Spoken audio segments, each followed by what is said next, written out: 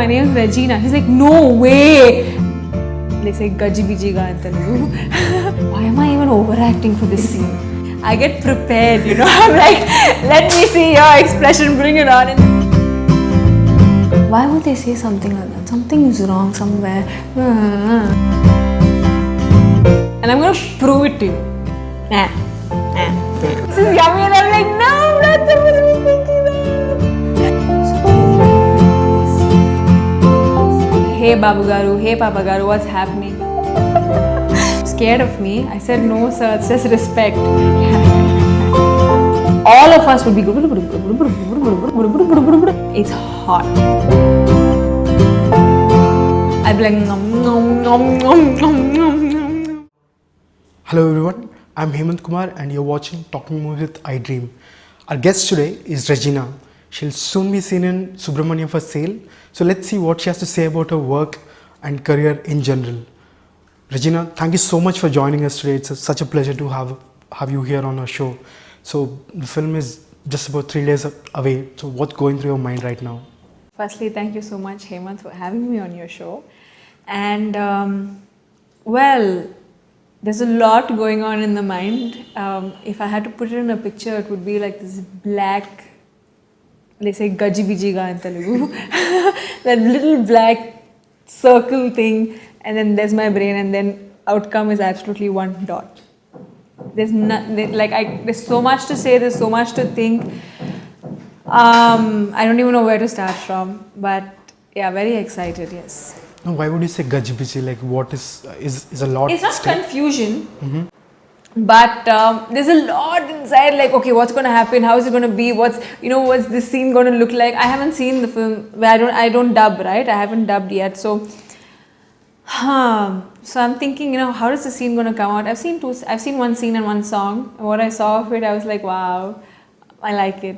But the rest of it, I'm also waiting eagerly, just as eager as some of the people are. I'm as eager, if not more. Are you always this tense before every film? Okay. Sometimes I don't. I have like sleepless nights type. I wait for that 11 o'clock show to go watch it, to see the reaction, and I wait for like the reviews. And I'm not someone who's always on my phone on every site waiting types, but I wait to hear from people. I like to hear instead of reading the reviews. I like to hear what friends have to say, like even my journalist friends or whoever it is.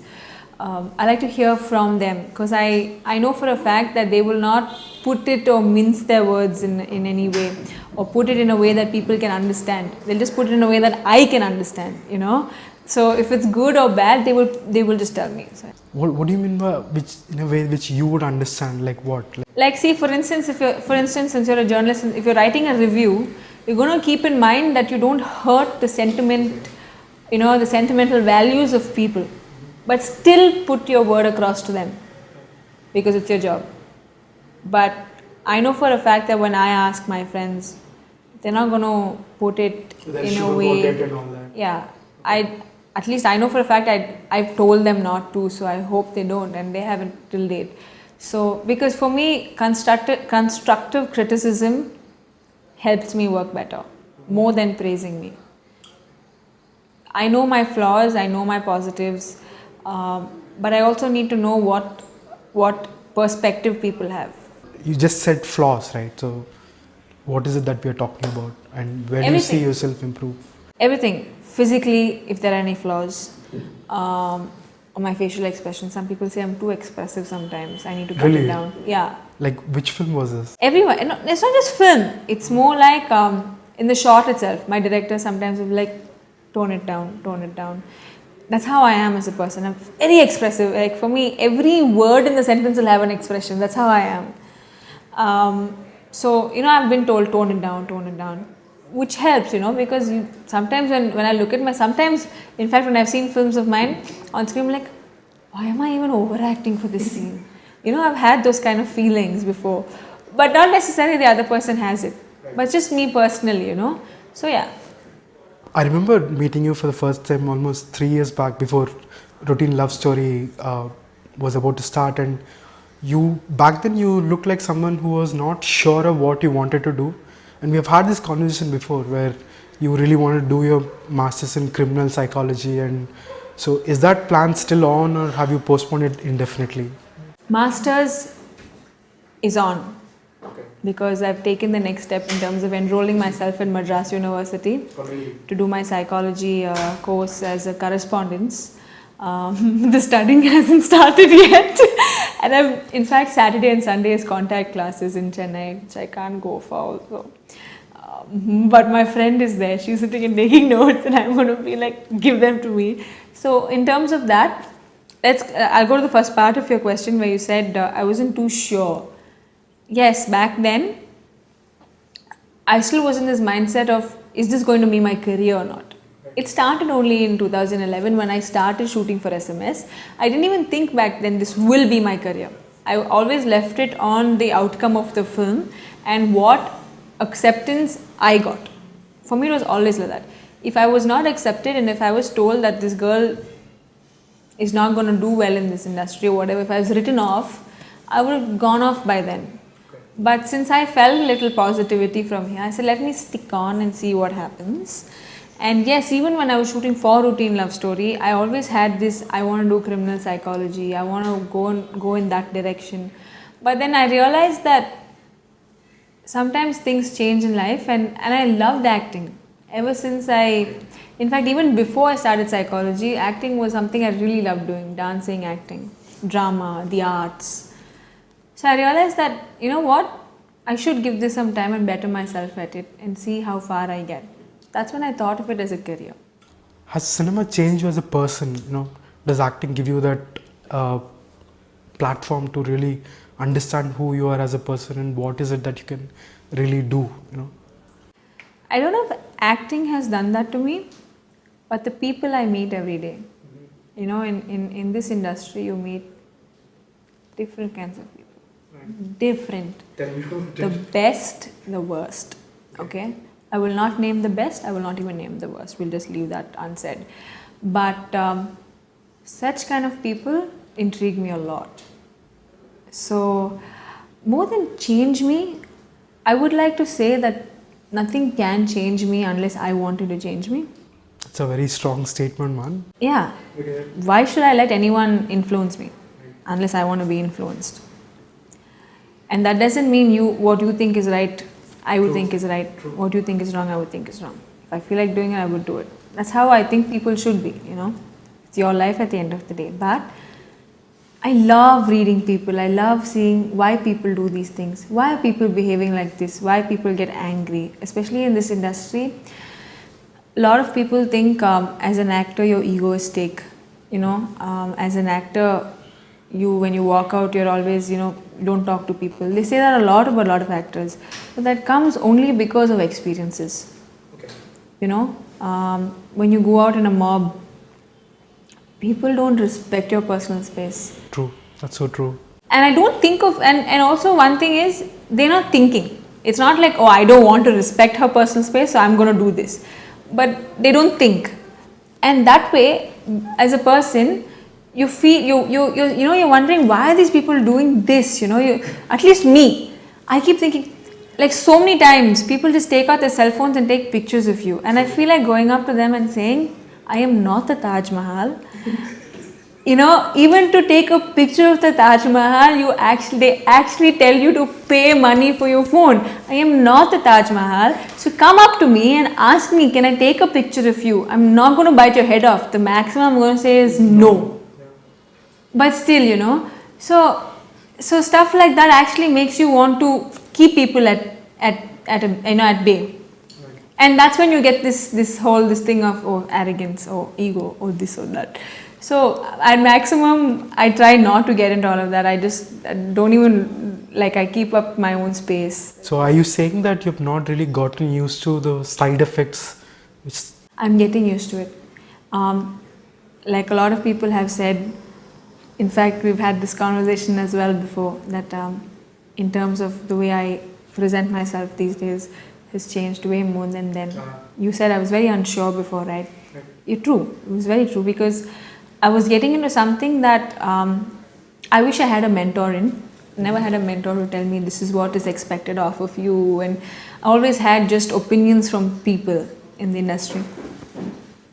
So I had to learn for myself. I had to figure it out myself, which was fun in a way because you learn trial and error is the only way you can learn. Made a lot of errors and but still I learned my way, and I feel like I'm just getting better. And today I can definitely look into another person's eye and say I did this by myself, which gives me a lot of pride. Does your background in psychology have anything to do with that? Like, do you see that being reinforced in sort of mysterious way? Maybe. It definitely has helped me. See, and I should thank my mom for that because she let me do whatever I wanted to do. Whatever opportunity came my way, whether it was playing basketball for school or for, even since I got an opportunity to play for the state and all back then. She told me, do whatever you want to do, even if it's acting, do it. But you at least need to be a graduate. Okay. And she said it with a lot of reasons. Because one was, in our family, people were at least graduates. MBA and further on is like way more. So that was one. And also when she said it, I never fought it because I never thought about a career back then. And for me, self-respect is a lot. It means the utmost thing to me, And today, when I tell people, and anyone, okay, honestly, when you say actress, people are like, and you know what's going on in their heads. They actually think dumb blonde. Honestly, I'm going to be very frank. Not that I can read minds, but expression-wise, yes. And the moment they ask me, and a lot of people ask me, so what did you study with that like one very, I know you didn't study, sure. And then I say psychology, and they're like, oh, wow. And I'm like, yeah, I live in that expression. Honestly, I thrive on that expression. Because when they ask me, I get prepared, I'm like, let me see your expression, bring it on. And then I say it, and then people are like, that's the expression. And I'm like, yeah. I dig that, okay. I don't know why, but yeah. So yes, it has helped. I question a lot. I'm always sitting and questioning people's behavior. Like, why would people do that? And I try to think of reasons in my head. I'm always thinking of reasons. Why did someone do something? Like if someone shouts, more than listening to what they say, I'm like, more than it hurting me, I'm like, why would they say something like that? Something is wrong somewhere. Your brain must be so chaotic with all these thoughts, right? It's like, you don't want to be inside my head. And there are a lot of times when, I'd rather say this, I keep quiet a lot. Like when people say things, even if it's insulting, I keep quiet a lot, but in my head I'm having a conversation with myself. And you don't want to hear that conversation. I don't know if it makes me sound bad, but I hate having an upset equilibrium. I like things being normal, So I like giving the person that opportunity to say something, and that's about it. Like I just leave it at that. So yeah. That must be getting very tough for you, right? Considering the profession. No, I don't keep it in my head. It's not like I keep it and I keep thinking about it and replaying it. In fact, there are a lot of episodes in my life that I don't even remember because, I cut out all the bad. Okay. I mean, I know for a fact that's how I am because so many people are like, do you remember that fight? And I'm like, explain the fight to me. It would have been like 3 years ago, but yeah. Right. So given all that, whatever you have said, where you're questioning people's motives and all that, you've done pretty good for yourself, pushing yourself to 4 years into the industry and some very good films, big banners that you're working with now, big actors also. So when you look back, so is it gratitude that comes to your mind or having achieved which you really thought wasn't your cup of tea? Honestly, I'm only the first person who said it so positively. Everyone keeps questioning. No, honestly, everyone keeps questioning me and saying, why aren't you working with big heroes? Like I'm writing my own destiny and I'm writing my own, everything. Like I'm the one deciding everything, which is not. So everyone keeps questioning me and asking me that, and I don't have the answer to that. Oh, right. If I had the answer to it, I'd be already working on it by now, right? So since you're actually comparing it to what I was before to now, I feel like I have walked each step of that staircase. It's not like I've just run up like that. And that means the most to me. It always means a lot to enjoy the journey. I mean, I don't want to start and end and then wonder where the journey was. You know, there's so many memories I hold. I have definitely bettered myself, and slowly, you know, and I see the changes. I want to be able to see the changes, not one day wake up and be like, wow. So do you cling on to your past in that sense? Do you value it too much? Yes, I don't cling on to the past mostly, but when it comes to my films, my work means a lot to me. Work is my utmost important right now. I wouldn't say I live for work and wouldn't make statements like that, but work means a lot to me. I will not let anyone jeopardize it. So what do you mean by will not let anybody jeopardize that? In the sense, I will not let anyone tell me that what I'm doing is wrong or bad or anything, you know. Right. I know if I'm making a step, I know very clearly it's a well thought out step. I will just not make a step thinking I don't have a choice, or thinking let me just do it. You're extremely stubborn, man, in that sense. Very. Very. Has it always been like that? I'm a very stubborn kid. Thank God my mom's not around. She would second that like this, because even when, like, you know, when she's around and people are like, so you're the only kid, they'll ask me, but she'd still answer say, yeah, only kid, but it's like having 10 in the house, and I'm like, thanks. You know, so yeah, I'm very stubborn. A lot of times, see, the thing is, I like taking advice. Like I know for a fact I'm open to anybody advising me. Some people say it's not right, but that's fine. People have opinions, and advice is free in this world, and that's one thing people love giving. So let them talk. I mean, I like to hear opinions. Now that doesn't mean I'm going to use it. Right. But why should I stop you from at least giving your opinion? Maybe it could be true, maybe it could not be true, right? Could be right for me, it could not be right for me. So, yeah. In a lot of ways, that reminds me of the character that you're playing in Subramania for Sale. You know, your role Sita. At least from the trailer, I thought it was very stubborn, and she has that shell around her. You know. Was that how you interpreted it? In terms of interpretation, no, not that way, because Sita is Regina is a tomboy. Sita, she's a very innocent girl. She gets carried away by mistake without even knowing she is. She's that innocent in the film. And but she tries to keep this wall, you know, saying that I'm not innocent. You can't take me for a ride. Okay. I'm smarter than you think I am. But as a girl, at the end of the day, she has a few shortcomings, which you need to accept when you're a girl. So all that happens, and then she needs help. So yes, she is stubborn, but she's not the rebellious or in your face stubborn. Okay. Like if she wants to do it, she'll do it. Did you have to rely on Hari Shankar's interpretation of that role while acting in that film, or you were pretty clear of what you wanted? Not in terms of the role, but certain scenes. He has a different way of portraying that character. For example, let's give me. Like there's one scene, an emotional scene where I had to cry, and in the middle of crying, I would do that, and he did not want that at all. He didn't want that. Why is that so? I mean, isn't that natural? No? I thought it was natural, but he didn't think it was natural. Okay. And for me, the director is, what he says is word. It's like the Bible. If he says I don't want it, I don't want it. That's it. I will, and especially in terms of acting, because obviously he's lived through that character for like years now. You know, more than I have. So he knows what he wants to see at the end of the day, and I will never question that. I will try my best to give them what they want in terms of that. But I will never question it.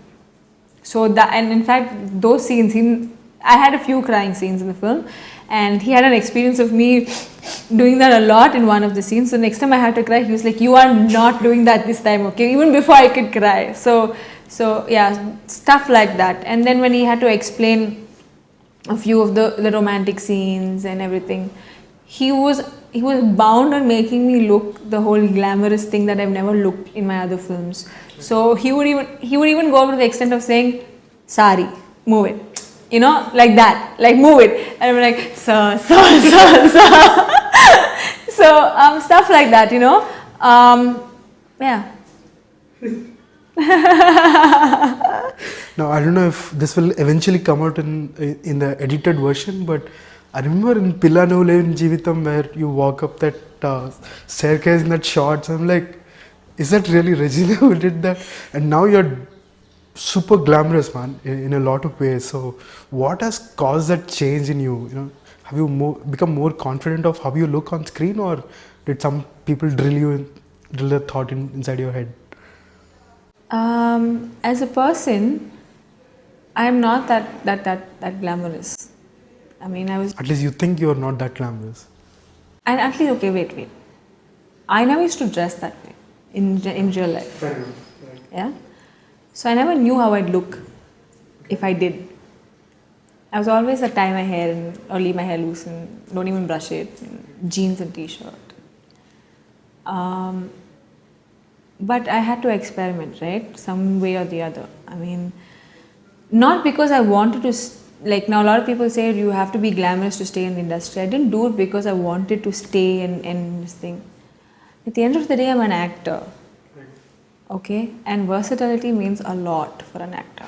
I should be able to pull off any role. I should be able to convince people that this is me, you know? And I don't want to do it in a way saying yuck. Now if I wore the shorts and I didn't look nice in it, I would have been so depressed, like honestly. So when it came to wearing those shorts, I always had this setback when it came to my body. Physically, I never thought I looked hot or great to carry those things off. Okay. And for me, if I'm going to wear it, I need to look it. Okay, my mindset was never on looking hot in my life. But when I knew I had to wear shorts and actually pull off that role in Pilla, that particular scene, when I had to pull it off, I told myself, you're not going to look bad doing it. I don't care what you do. If you have to run on the treadmill for 3 hours also, you're going to do it, you know.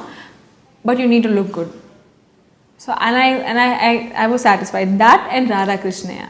Like I know I worked it out to actually look that way. Song you mean. Yeah, in that Iturara song. So now I'm getting confident that I can actually pull it off if I want to pull it off. Right. I just need to be convinced that, you know, this is it. I can so imagine you having a nervous breakdown before every scene like that. Oh, you have no idea. I'm like, I have to do this. So you starve yourself a couple of days? No, I don't starve myself and all that. No carbs, obviously. My low carb diet, no carb diet, rather I continue whether I'm doing that kind of a scene or not anymore. But I like to have a very healthy diet. I don't eat oily food at all. Once I have a sweet tooth, sweet teeth. That entire set is like, you know, like craving sweet all the time. I make sure that I cut down on all of that. I have it once in a while. I have a lot of fruits and veggies all the time. I was vegetarian till like 2 months ago. I started eating egg whites because I knew you were going to react like this when I tell you. Congratulations, welcome to the club. Not really welcome to the club, but I didn't have a choice because I could never have a healthy vegetarian meal in the night other than a salad in the night. Mm-hmm. So I needed like more protein other than just dal and probably broccoli. So it was a conscious decision to start eating egg whites. Tell me that first day, what happened when you touched that egg white? Nothing. But that's, you know, I used to love chicken before. Like I used to crave chicken all the time. There used to be chicken at home all the time. Breakfast, lunch, dinner, chicken sausages for breakfast or chicken sausage sandwiches for breakfast. Let's say like if it's a Sunday, chicken biryani for lunch, and you know, or my mom's amazing pepper chicken. These days I've eaten chicken. I started eating chicken. I eat fish a little bit. Wait, you never a non-vegetarian before? I was till I was 17. Okay. Then I changed. What happened? To vegetarian. Have you heard of PETA, People for the Ethical Treatment of Animals? I I kind of read a little pamphlet that they had written about this little calf, and I started crying. I was a hardcore non-vegetarian back then. Okay, I started crying. I didn't realize I was tearing as I was reading it, and then when I finished reading it, I was like, Prakka cinema type. I was like, oh shit, I'm crying. I shouldn't. Why am I crying? I actually love animals, and then I'm eating animals, and then everything went through my head, and then I went to my mom, and I'm like, I'm not eating non-veg from today. She looked up to me and she said, yeah, right. Like, yeah, right. Okay. And I was like, no, I'm not. And I'm going to prove it to you. You know, so it became one thing that if I actually loved animals, why am I even doing this, eating? Two is, everyone thought I would not be able to do it. So I was like, I'm going to prove all of you all wrong. Extremely stubborn man. Oh God. And then 6 years, everyone tried, huh? For the first 3 months, everyone would put that chicken piece in front of me, and you won't believe it. The first 1-2 weeks, or probably 1 month max, my mouth would water. Okay. But after that, I don't care. You can eat whatever. I would sit and eat with my friends, but then, like a month and a half to 2 months ago, I was like, you know what? I really need to make sure that I start looking good and working out and everything. For a while I was slacking off and everything, and I said no, I need to get my diet back on track. So that's how egg white started, a little chicken here and there, but I don't crave it anymore. I don't even eat it every day. You know, if it's not there, I don't care. So that's how it's become now. You pray, oh Lord, please forgive me for my Yeah, once in a while I do. Especially when it tastes yummy and I'm like, this is yummy, and I'm like, no, that's what I'm thinking of. But yeah. Recently we met Tej for an interview about the film, and you two have worked before, right? And it's been quite a journey, like almost 3 years that you have known each other, because Pillar Nulen Jeevitam was delayed by certain months, and now again you're working here. So what's the relationship like right now? I understand that you're very good friends. Does that really help when you're also acting? Yes, definitely. Tej and I, in fact, the funny thing is when we were shooting for Pilla, all we would do is like, hey Babu Garu, hey Papa Garu, what's happening? I'm doing this. I was shooting for a lot of films back then. I was shooting for Power, Rara Krishna, Kotta Janta, everything. Because Pilla was the first thing that started.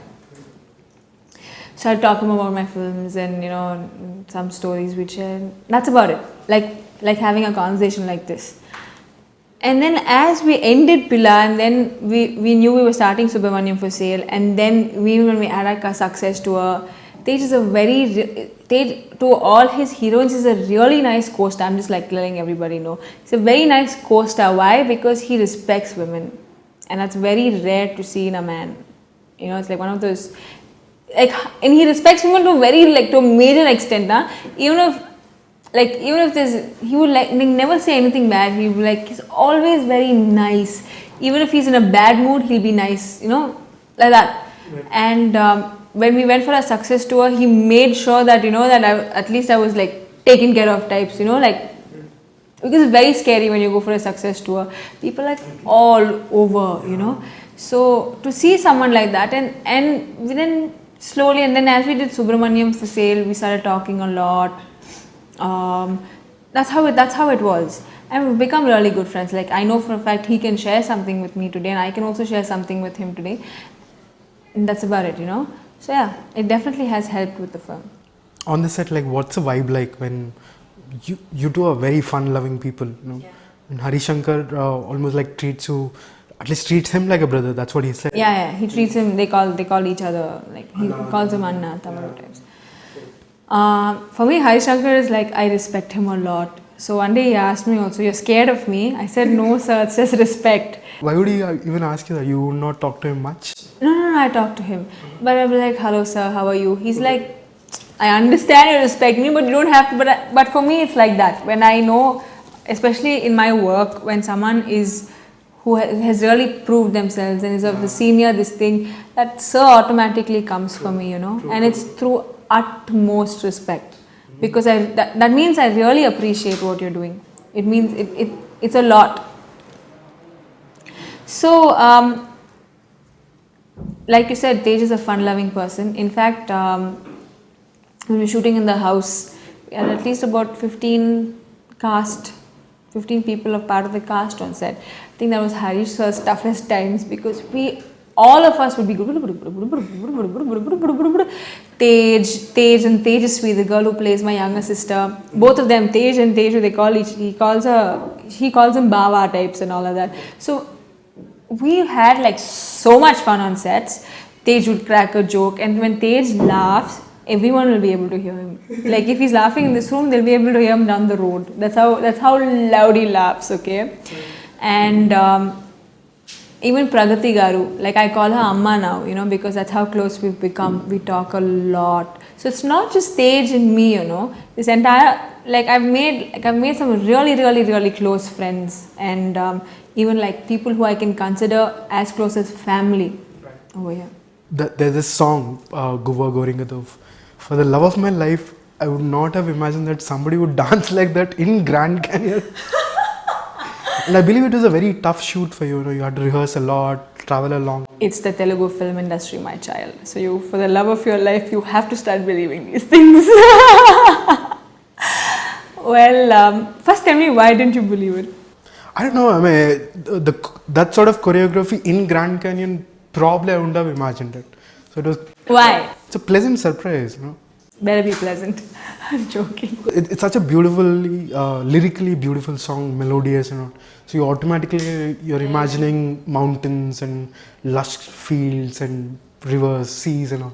So all of a sudden you put each other in. Yeah, even the original has them in a studio with lyrics written down and moments, and I think that was the main thing. We wanted to break that kind of a thing, So many times you actually, when you're listening to a song, you picture it differently and you see it differently, right? That's one of the things. In fact, shooting at the Grand Canyon has definitely, I think that whole picturesque Grand Canyon has added an effect to the song that not too many people would expect. And shooting over there was an experience. Was definitely an experience because first of all, it was our last leg of shoot. It was the last 3.5 days of shoot, and we were already like Let's get back home. bruised by then. Okay, but this song added that energy that we needed towards the end. If it wasn't for this song, then I'm sure we'd all been like, oh, taps. We had like 1 day to practice in Jersey, and then we flew down to Nevada. Not just flew, bus, everything. Yeah, it was quite a travel. Yeah. And we slept for like about 3.5 hours. We reached around like 2. We had to wake up at 5:30, do hair, makeup. The second day, and our location was like an hour's drive from where we were staying. Right, I heard that. So the second day, we were told that we were going to be shooting on the Sky Bridge. Okay. And apparently it's one of the only Indian films that has been shot there. So with all these expectations, we had to wake up at 2 in the morning or 2:30 in the morning, do hair, makeup, and as a heroine, you have to, song is like major hair makeup, okay? And then sari, and that would dance in a sari, which means I needed to pin up my sari everywhere, especially for this song. And we used to leave by around 3:45, 4, reach location by 5. Shoot till 7 on the Sky Bridge. 2 days we did the Sky Bridge. Okay. So we didn't even know what was happening after a while. Right. We were just like, it was like switch on, switch off. That's all, like literally.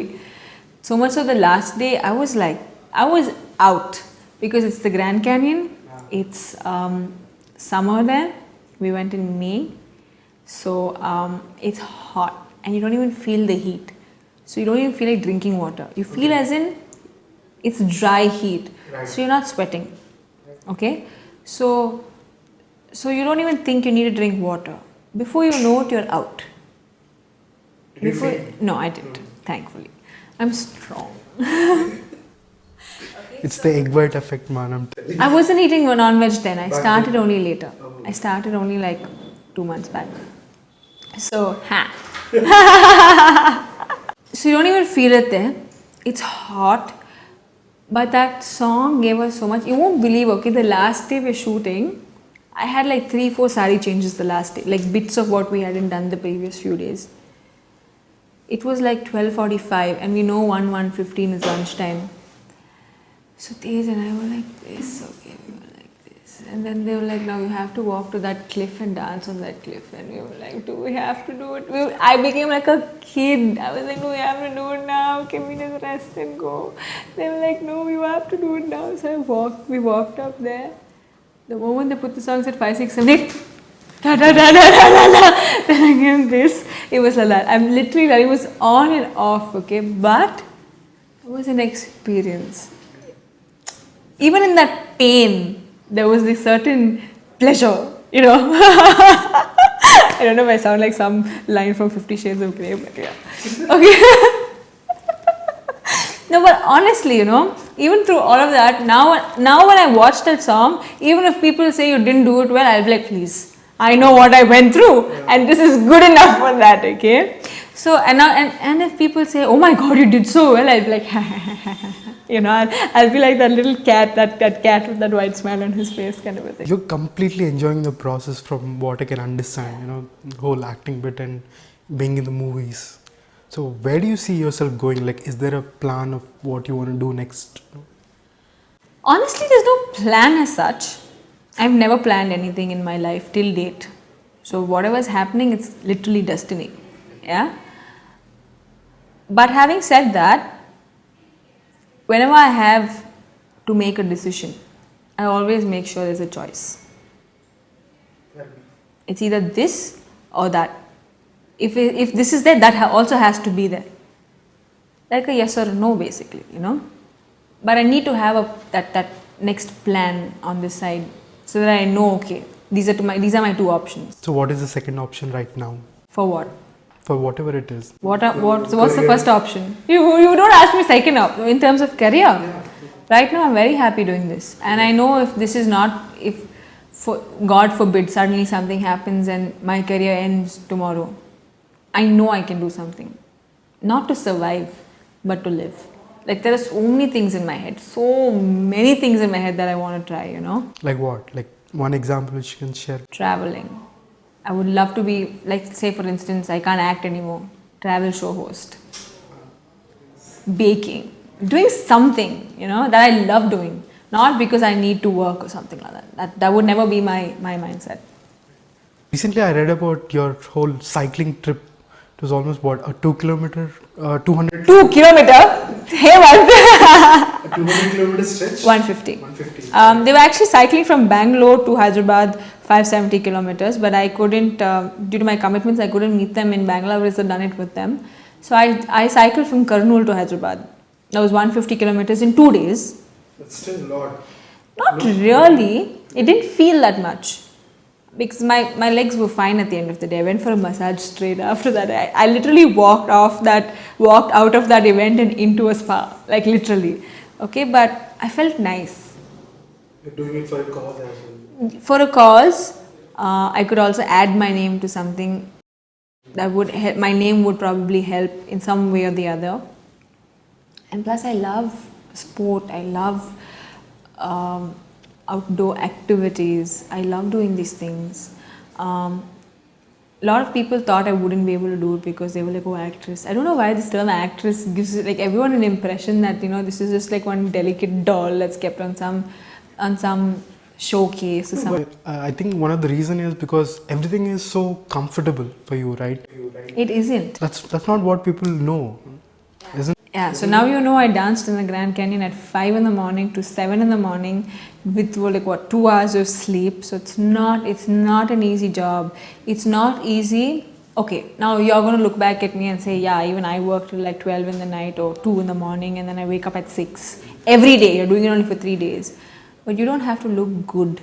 Like you had 8 hours of sleep and that's the job of an actor. It really drain you out, you know, having to look good. It does. No.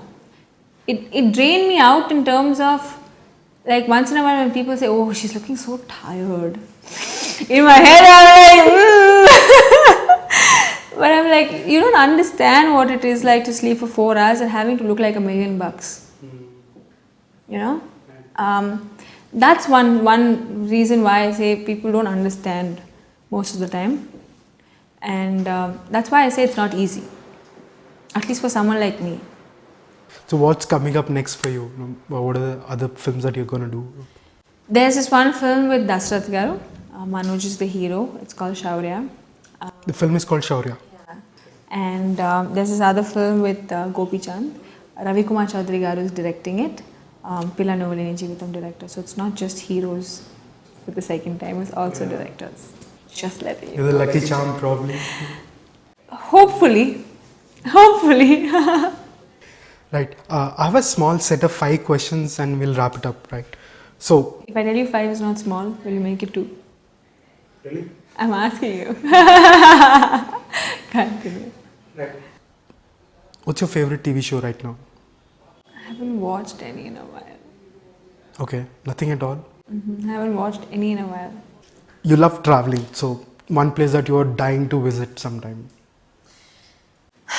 I was told Europe is really nice. I haven't gone, except for Bulgaria. I haven't really visited any of the European countries yet. But I would love to go there, somewhere, anywhere in Europe. One celebrity that you have a big crush on. I used to on Heath Ledger and Brad Pitt now, yeah. I mean, Brad Pitt always, and Heath Ledger, he was alive. He's passed away now. Yeah, that's what I said, when he was alive. But he'll always be like my huge celebrity crush because of the kind of actor he was.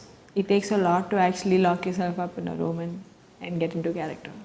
You're often compared to Ileana and Genelia sometimes. So, what goes through your mind when people say that?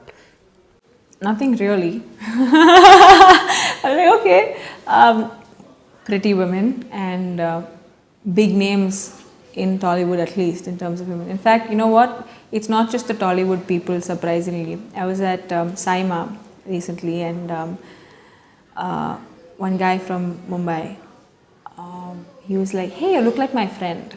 Both of us were supposed to give the award together. I was like, your friend? Who? He said, you won't feel bad if I tell you. He started off saying, hey, you won't feel bad if I tell you, right? If I tell you something, right? And I don't know this guy. I met him only like 10 minutes back. And I was actually explaining the show to him and telling him, because they're from the north, right? They don't know anything about our industry. So he was like, you won't feel bad if I tell you something. So I was like, no, I wouldn't, but tell me. So he's like, you look like my friend. I said, that's it. Who friend? What's her name? He's like, Ileana. I started laughing. I was like, you know what? Join the line. You're not the first person who said it, so you don't have to feel bad.